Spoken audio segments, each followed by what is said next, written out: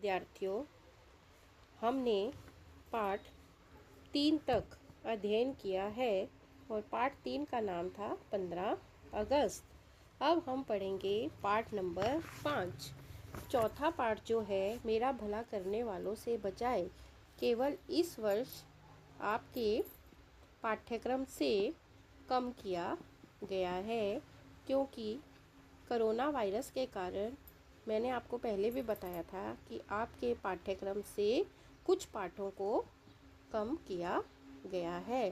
तो मेरा भला करने वालों से बचाए इस पाठ को ना पढ़ते हुए अब हम पाठ नंबर 5 मध्ययुगीन काव्य धारा के कवि संत दादू दयाल की कविता को पढ़ेंगे, जिसका नाम है भक्ति महिमा। भक्ति महिमा के शब्द से ही स्पष्ट हो रहा है कि भक्ति का गुणगान करना या भक्ति संबंधी जानकारी जो है वो देना कि मनुष्य को किस तरह अच्छा कर्म करते हुए ईश्वर की भक्ति करनी चाहिए। तो हम सबसे पहले पढ़ेंगे कवि परिचय। संत दादू दयाल का जन्म 1544 को अहमदाबाद गुजरात में हुआ। आपके गुरु का नाम बुढ़न था। प्रारंभिक दिन अहमदाबाद में व्यतीत करने के पश्चात सांबर राजस्थान में आपने जिस संप्रदाय की स्थापना की वह आगे चलकर दादू पंथ के नाम से विख्यात हुआ। सामाजिक कुरीतियाँ, समाज की बुराइयाँ, अंधविश्वास संबंधी मिथ्याचार का विरोध साखी तथा पदों का मुख्य विषय है। आपने कबीर की भांति अपने उपास्य को निर्गुण और निराकार माना है। निर्गुण और निराकार का अर्थ होता है कि ईश्वर हर व्यक्ति में समाया हुआ है और यदि हमें ईश्वर को खोजना है तो हमें गरीब दीन दुखियों की सहायता करनी चाहिए। हिंदी साहित्य के निर्गुण भक्ति संप्रदाय में कबीर के बाद आपका स्थान अन्यतम है। अन्यतम होता है अनोखा। संत दादू दयाल की मृत्यु 1603 में हुई। प्रमुख कृतियाँ अनभे वाणी, काव्य बेली आदि। काव्य प्रकार साखी साक्षी का अपभ्रंश है, जो वस्तुतः दोहा छंद में ही लिखी जाती है। साखी का अर्थ साक्ष्य, प्रत्यक्ष ज्ञान, नीति ज्ञान उपदेशक और संसार का व्यवहारिक ज्ञान देने वाले छंद साखी नाम से प्रसिद्ध हुए। निर्गुण संत संप्रदाय का अधिकांश साहित्य साखी में ही लिखा गया है, जिसमें गुरु भक्ति और ज्ञान उपदेश का समावेश है। नाथ संप्रदाय में गुरु वचन ही साखी कहलाने लगे। सूफी कवियों द्वारा भी इस छंद का प्रयोग किया गया है। अब हम पढ़ेंगे कवि परिचय। प्रस्तुत साखी में संत कवि ने गुरु महिमा का वर्णन किया है। ईश्वर को पूजने के लिए कहीं बाहर जाने की आवश्यकता नहीं है। ईश्वर तो मन के भीतर ही है। नाम स्मरण से पत्थर हृदय भी मक्खन सा मुलायम बन जाता है। प्रेम का एक अक्षर पढ़ने वाले और समझने वाले ही ज्ञानी होते हैं। मनुष्य को उसका अहंकार ही मारता है, दूसरा कोई नहीं। अहंकार का त्याग करने से ईश्वर की प्राप्ति होती है। जिसकी रक्षा ईश्वर करता है वही इस भवसागर को पार कर सकता है। ईश्वर एक है, वह सभी मनुष्यों में समान रूप से बसता है, अतः सबको समान मानना चाहिए। तो इस साखी में संत दादू दयाल ने मनुष्य को यह संदेश दिया है कि मनुष्य को कभी भी अहंकार नहीं करना चाहिए। सभी मनुष्य एक समान है। किसी से किसी तरह का भेदभाव करना जो है वो व्यर्थ है। इसलिए हम सभी मनुष्य को एक दूसरे की सहायता करनी चाहिए। क्यों? क्योंकि ईश्वर जो है वो हर मनुष्य के मन में समाया हुआ है, इसलिए सभी मनुष्यों को एक समान समझना चाहिए। माखण मन पाहण भया माया रस पिया, पाहण मन माखण भया राम रस लिया। माखण शब्द का अर्थ यहाँ मक्खन से लिया गया है। मन पाहण का अर्थ है पत्थर। माया होता है मोह माया, प्रेम के जाल में उलझे रहना। तो यहाँ पर संत दादू दयाल जी कहते हैं कि जो माया मोह का रस पीते रहते हैं, मतलब जो मोह माया के में उलझे रहते हैं, उनका मक्खन सा हृदय सूखकर पत्थर हो गया है। किंतु जिन्होंने भक्ति का रस पी लिया है, अर्थात जिन्हें भक्ति संबंधी ज्ञान प्राप्त हो गया है, उनका पत्थर हृदय गलकर मक्खन हो गया है। उनका हृदय प्रेम से भर गया है। कवि के कहने का अर्थ यह है कि जो मनुष्य अपनी जिंदगी को मोह माया में उलझा कर रखता है, उसे कभी भी ईश्वर की प्राप्ति नहीं होती है। उसका मन जो है वो कैसा हो जाता है, पत्थर की तरह। अगला है, जहाँ राम तहाँ मैं नहीं, मैं तहाँ नाही राम। दादू महल बारीक है, दवे को नाही ठाम। यहाँ पर कवि कहते हैं कि जहाँ राम तहाँ मैं नहीं, मतलब कि उनका बोलने का अर्थ ये है कि जब मनुष्य के मन में मैं शब्द को कहा गया है अहंकार, घमंड, जब मनुष्य के मन में क्या आ जाता है, अहंकार आ जाता है, तो ईश्वर जो है वो क्या हो जाते हैं, दूर हो जाते हैं। और जो व्यक्ति ईश्वर की भक्ति में खो जाता है, फिर उसमें कभी भी अहंकार नहीं आता है।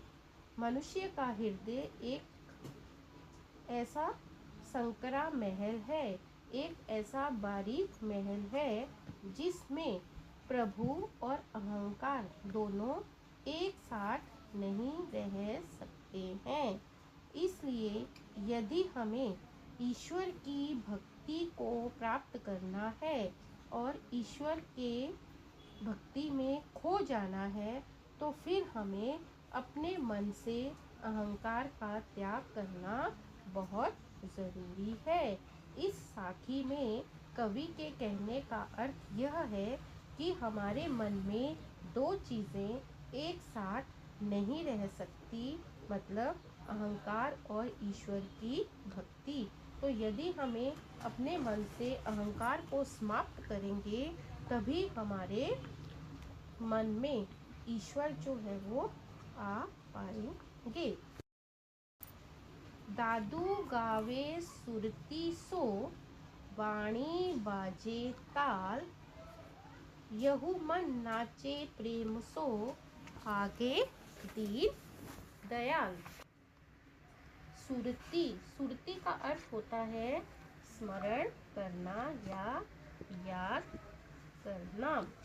तो इस साखी में दादू जी कहते हैं कि जब मेरा मन जो है वो क्या करता है, ईश्वर के कीर्तन में खो जाता है या मग्न हो जाता है, तो उनकी वाणी से, वाणी मतलब वाणी से एक ऐसी ताल जो है वो बजने लगता है, जिससे मेरा मन जो है वो प्रेम से नाचने लगता है।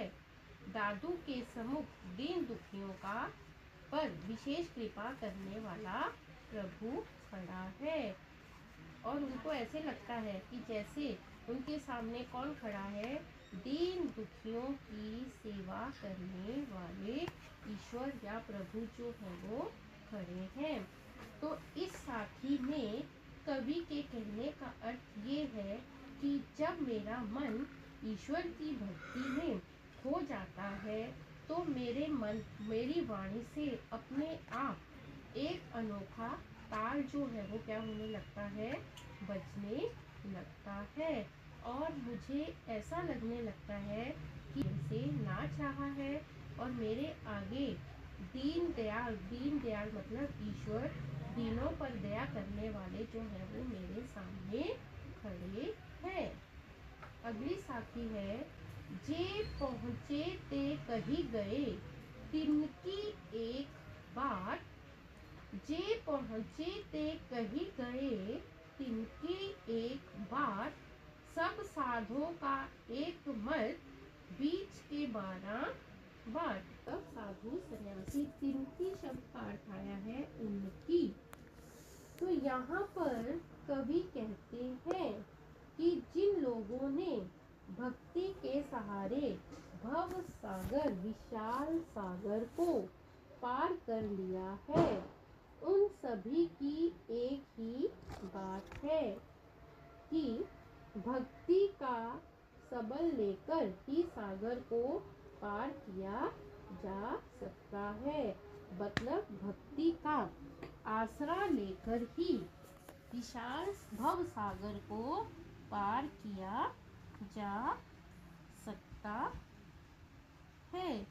सभी संत जन भी यही बात कहते हैं कि जीवन के उद्धार के लिए, जीवन के कल्याण के लिए दूसरे अनेक मार्ग बताते वाले होते हैं।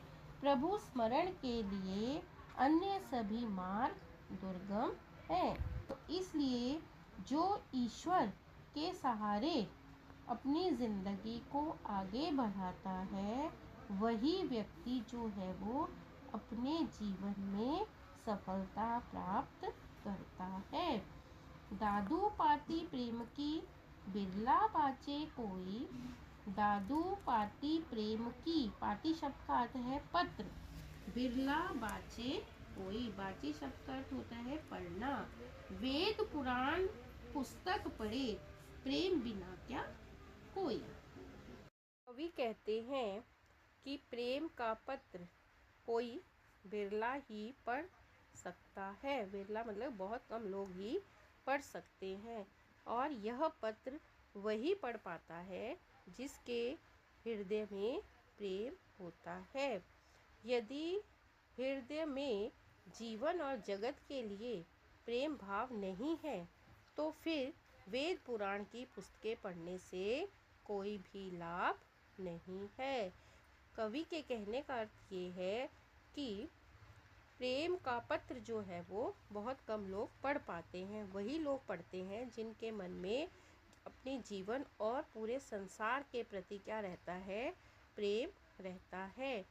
वेद पुराण की पुस्तकें चाहे तुम कितनी ही पढ़ लो, लेकिन उनसे कोई भी लाभ प्राप्त होने वाला नहीं है। यह लाभ जब भी प्राप्त होगा जब तुम पूरे संसार के साथ प्रेम के भाव रखोगे।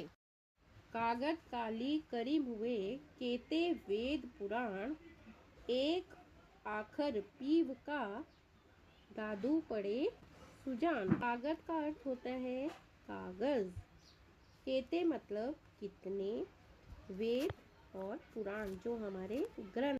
तो यहाँ पर कवि कहते हैं कि कागज काली करी मुए केते वेद पुराण। वेद पुराण जो है वो हमारे एक ग्रंथ है, पवित्र ग्रंथ माने जाते हैं जिनमें वेदों का ज्ञान है।